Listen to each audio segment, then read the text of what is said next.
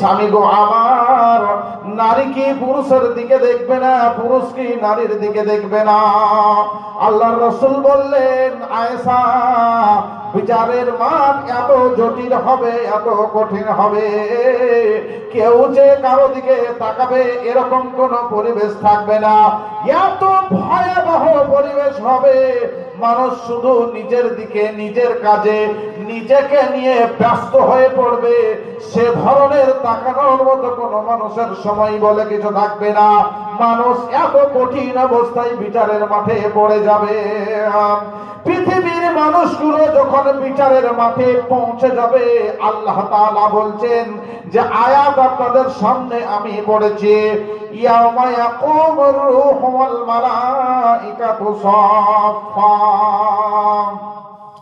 ইয়াউমা ইয়াকুমুর রূহু ওয়াল মালাইকাতু সাফফা।